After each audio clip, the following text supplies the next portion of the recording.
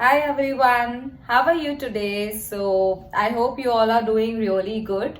Thank you so much for subscribing to my channel. And yeah, those who are new, my name is Neha Jain. I make a lot of vlogs on Canada immigration and life in Canada. So, as I have mentioned in my last video, that saving money in Canada is really difficult.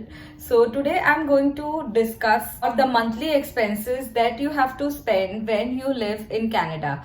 Guys, this video is specifically about the expenses borne by new immigrant. So when you are new, you generally try to spend as less as possible. So today I'll be sharing our monthly expenses, and I'll give you an idea of what your monthly day-to-day expenditure can be when you are living in Canada.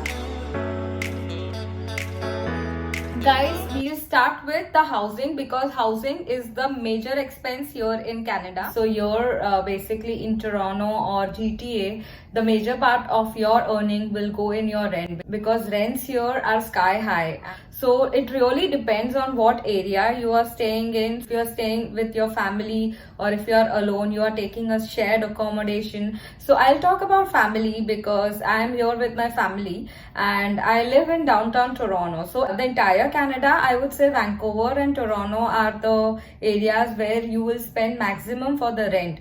So if you are landing in any other cities or province, maybe your rent will be a slight lesser. So what we pay in downtown Toronto for one bed plus den is a smaller room. So for us, den is like as good as a second bedroom for my kid. We are paying around 2100 including utilities. So when you stay in downtown, you pay anything from 1800 to 2500 for a one bed, depending on if it's a apartment or a condo. Yeah, so depending on the size and area of your home. And so if you are living a little far from downtown, you can get it on a affordable price, like probably you can get something around 1600 to 2000 if you are staying in and around like GTA. So maybe Brampton or Mississauga or somewhere a little far from downtown. And guys, also the cheapest thing when you are landing as an immigrant that you can afford is a basement, because basements are really well done and they are also cheap. But with us, it was like my husband was claustrophobic, so we couldn't rent a basement, so we had to take a condo. So yeah, for us the rent is 2100. So you can calculate, if you are coming with a family, a rent that can be around 1800 to 2500 depending on what kind of place, the location, its proximity to the TTC. Yeah, your major expense would be the rent when you land as a new immigrant. So guys, the second major expense is grocery. So depending on how often you are cooking food, and if you are a vegetarian or non-vegetarian, you have to spend on the grocery every week. So guys, technically we prefer to cook food home because outside food is really costly. So if you have to eat outside daily, it's not advisable. It will be costly. And secondly, we are vegetarians, so we don't have many options to eat out every day. And thirdly, I also have a kid, so I prefer not to give her more outside food. So we prepare every meal at home. So we spend anything around 500 to 600 on groceries per month. We prefer to shop from Freshco. So there are a lot of grocery shops around, like Freshco, No Frills, and there are also some shops like Loblaws or Sobeys. So if you generally shop from grocery stores like Freshco, you might be spending lot less than if you are spending in Loblaws or Sobeys, because they are relatively very costly. So guys, we shop from Freshco and we spend around 600. So you can calculate accordingly, and you can add this to your monthly expenses. So guys, your third expense would be your travel or transport within the city when you have to travel for work. So both me and my husband, we travel by public transport. Here the public transport, especially in Toronto, it's really good, and I would say there's a very good connectivity. They have a Toronto Transit Commission, that is TTC, that runs train, buses and streetcars. So we take the TTC for work. So there's something called Presto that you use to travel in TTC, and you can pay electronically via Presto. Guys, for one person, I would say that you will spend anything around 150 for traveling. So I have calculated the travel for the entire month to work. So for both of us, we spent around 300. So yeah, that's another cost that you can add to your expenses. So the fourth expense is your mobile and internet bill. So guys, mobile and internet here is really costly if you compare with the back home prices. So both of us, we have a mobile connection and we have internet plans on it. So we are spending around $40 for my husband's mobile because he has not taken or upgraded his mobile. He's using the mobile from back home and he has just taken calling plans. So he has like unlimited calling within Canada and 7 GB of internet, and he also have like 1000 minutes free to India, but generally we don't use that because when we communicate with our friends and family in India, we use the WhatsApp calling.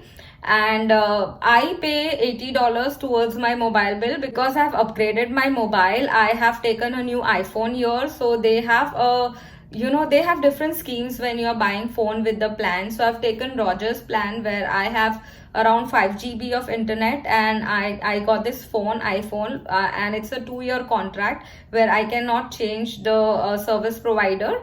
So I also have like unlimited calling in Canada, 5 GB internet data, but I don't have free calling in India, but I don't need that because I generally use WhatsApp calls. So both of us, we spend around like $120 on mobile, and then we have a home internet plan for the Wi-Fi, which costs us around $50 per month. And we also have a IPTV. So whenever you have like TV, you'll need a cable connection. So I would prefer, if specifically if you are from Asian countries and you want to watch a lot of shows from back home channels and stuff like that, I would recommend IPTV to you guys. We are spending around $15 per month for that, and we get to see almost all Indian channels. There are a lot of Pakistani channels and a lot of shows that we can see on IPTV. Also, almost every show that comes on Netflix or Hotstar is there on IPTV. So it's a really very good plan, and I would say it's a really cheap plan because we just pay $15 for that. So guys, you have to add all these things on your expenses because you will really need all this, and this is like a must, a necessity. So you will be spending something around $200 for your mobile, internet and your cable TV plans. So yeah, you can add this to your expenses again.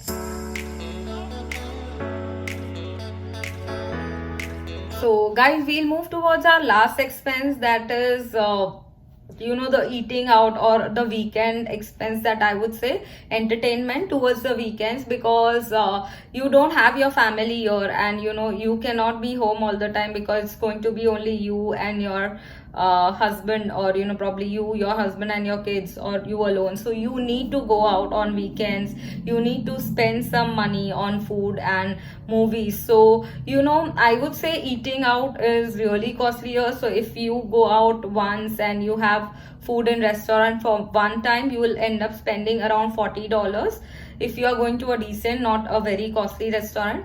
And if you eat something like a pizza or a Chipotle or Subway, then too you are spending around $20 to $30 for one meal outside with your family.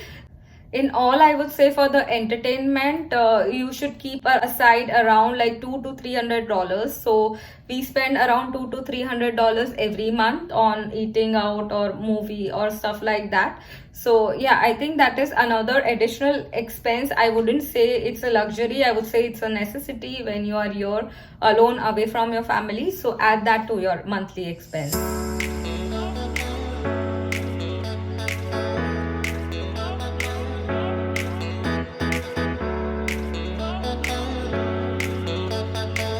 These were were the basic expenses when you are spending very less. These are the expenses that I have already shared with you guys.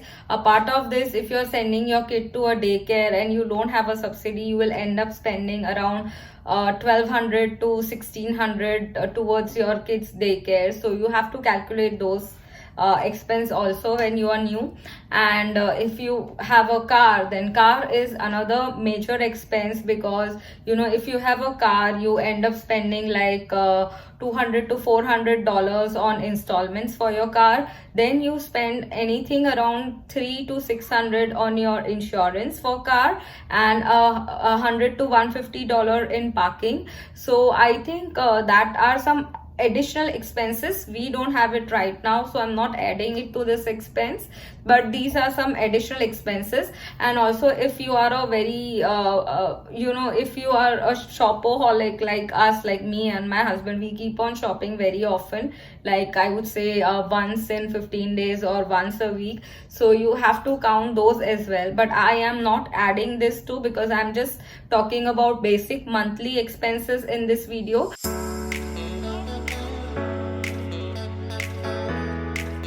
So I hope you have liked this video and you got some really good information in this video. So guys, if you have liked this video, please press the like button. Also, do not forget to subscribe to my channel, because I'll be sharing a lot of stuff about life in Canada, how you can live and how you can settle fast in Canada.